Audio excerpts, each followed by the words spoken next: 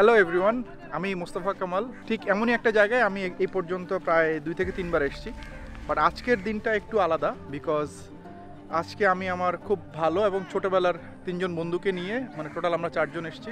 Fortunately আর unfortunately তারা এখন পর্যন্ত তাদেরকে নিয়ে কখনোই এরকম লং ট্রিপ বা তেমন কোথাও ঘুরতে যাওয়া হয়নি, অথচ তারা আমার একেবারে বাল্যকালের বন্ধু। সো আমাদের আজকে যাওয়ার কথা ছিল মূলত মেলখুম না গিয়ে আমরা আসছি মাওয়া। অনেক দিন ধরেই আমরা মাওয়া আসবো, আর আমার এই সার্কেলটা সহ আমি তেমন একটা ঘুরি না।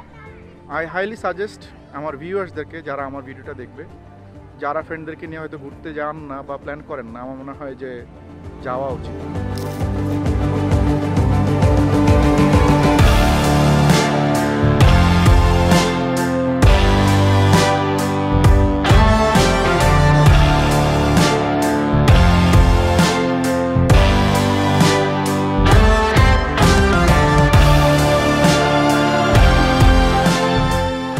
আল্লাহওয়ালা মানুষ, তুই গুলশানে কেন যাবি? এই জায়গায় মেয়েদের ড্রেস আপ ঠিক মতো থাকে না, লোকজন বলে আর কি।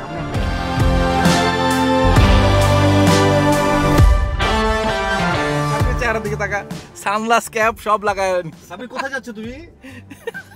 অবশেষে তোমার পদ্মা ইলিশ খাওয়া হবে আজকে। 2 নম্বর বিয়ে করে দিয়েছি। ওয়াসিমের 2 নম্বর বিয়ে। আলহামদুলিল্লাহ। শুনি আমার এটা কি গাড়ির ভিতরে? এই কি করছ না? এগুলো কিসের করছিস গাড়ির ভিতরে?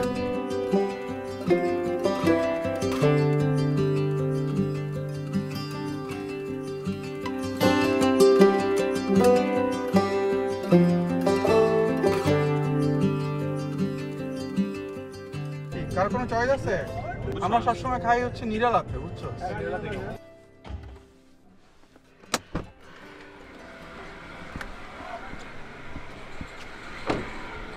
ইয়া কি এখন কিনবি মাছ?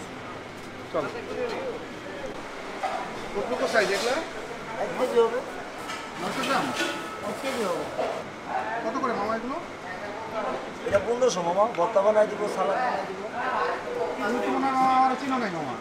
হ্যাঁ চিনছি। তুমি চিনো নাই তাহলে? তুমি বুঝো না কি লেগে নিরালা এসি? সমস্যা নাই, আপনি খান, লেজ ভর্তা সালাদ এটা শুরু তাই করুন। বলো।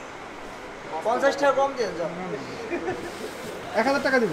না মামা, আরো কয়েকটা ওটা তো দেই তো। আর সুন্দর দেখে আরো 2 একটা উঠাও তো মামা।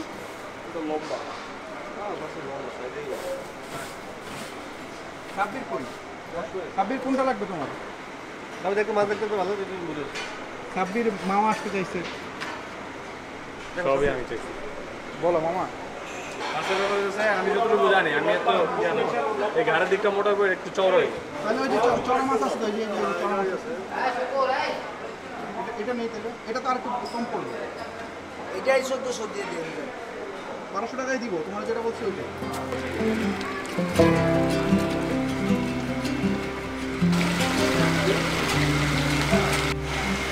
4 পিস বেগুন দাও। ঠিক আছে?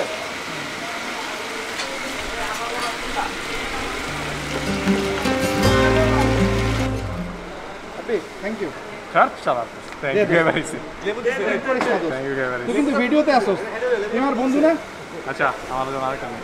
Thank you Sabbir. আচ্ছা, খা।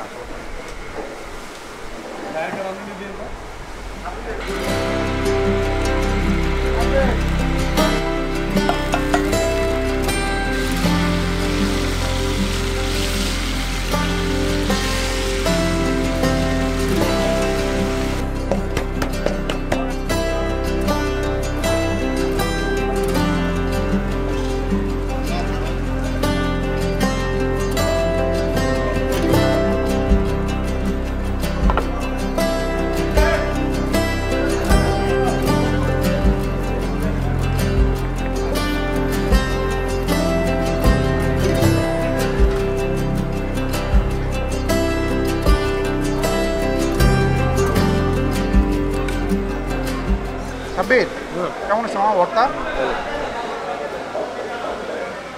কাহিনিটাই বুঝলাম না, পিয়াজ একটু সালাদ অন্তত দে আমারে। দাঁড়াও ওই দেখ না, তুই একা একাই খাইতেছিস দোষ মামা বুঝলাম না কাহিনীটা। আমার মন খারাপ।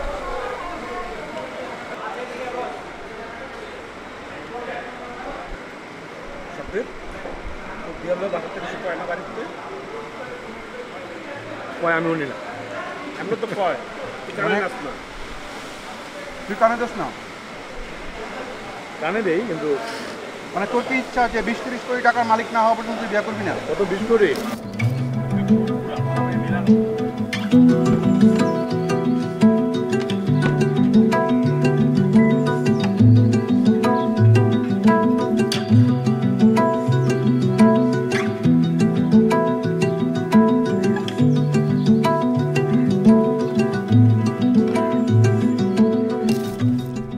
মানে তুই মিরপুরের পোলা তুই কি করছ সেটা একটু কবি আমারে। আমরা তো যাই না। তারা দুইজনে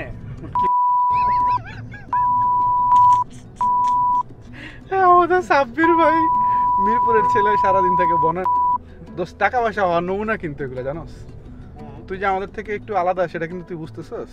আচ্ছা দোস্ত তুই মানে বাথরুম লাগলে কি তুই ওয়েস্ট ইন্ডিজে যাস? আচ্ছা এবার হইতেছে মজাটা বুঝতেছি কি আসা শুরু করছে লগে না না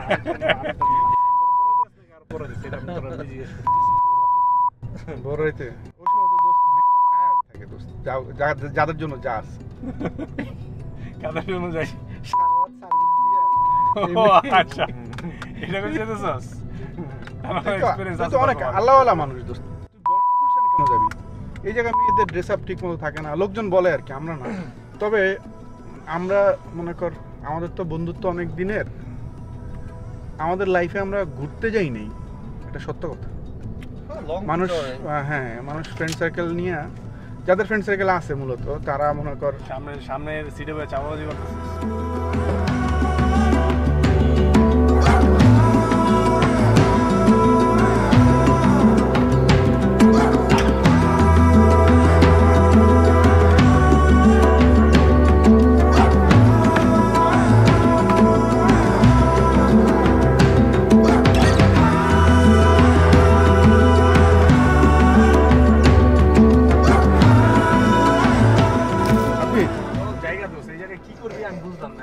এই জায়গায় একটা সানসেট ভিউ পয়েন্ট দোস্ত।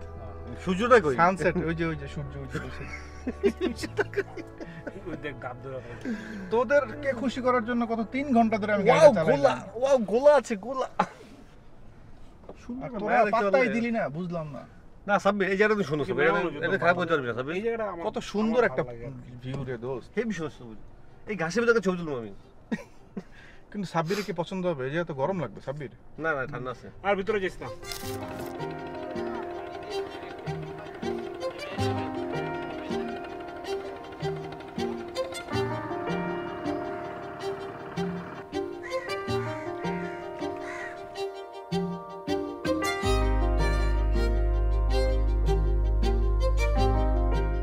আমি একেবারে নদীর একটা ধারে আছি এখন। পদ্মা যে ব্রিজটা হয়েছে এটা থেকে মূলত একটু ডানে আসতে হয়, একদম পিছনে পদ্মা ব্রিজটা দেখা যাচ্ছে। সো এখান থেকে আমরা কিছুক্ষণ আগে গিয়েছিলাম বিক্রমপুরের ওইদিকে, সেখানেও একটু পিস খোঁজার চেষ্টা করছি, যেহেতু ওয়েদারটা একটু গরম, আবহাওয়াটা একটু মানে কুল কোথাও আমরা যেতে চাইছিলাম। তো সেখানেও আমরা গরম পাইছি, তেমন একটা ঘুরে মজা পাইনি। ফাইনালি আমরা এই জায়গাটায় এসে স্টপ হই সানসেট দেখার জন্য। সানসেট ভিউটা এখানে অসাধারণ, একেবারে অসাধারণ, অপরূপ একটা সৌন্দর্য আমরা দেখতে পাইছি। সান অলরেডি সেট ডাউন, দেখা যাচ্ছে কিনা ক্যামেরায় এই মুহূর্তে। তো কিছুক্ষণের মধ্যে আমার মনে হয় যে সন্ধ্যা হয়ে আসবে। মোটামুটি আমাদের আজকের দিনটা ভালোই কাটছে। আমি মিস করতেছি তুষারকে, মাসুম এবং আদার্স, আমারও তো অনেক ভালো বন্ধুরা ছিল যাদেরকে নিয়ে আমি আসতে পারিনি আজকে। ইনশাল্লাহ নেক্সট টাইম বেটার আর একটা প্ল্যান নিয়ে আমরা ঘুরতে যাব। ততদিন পর্যন্ত তোমরাও ওয়েট করো, আমার ফ্রেন্ডরাও ওয়েট করবে। টাটা বাই বাই আজকের দিনের জন্য।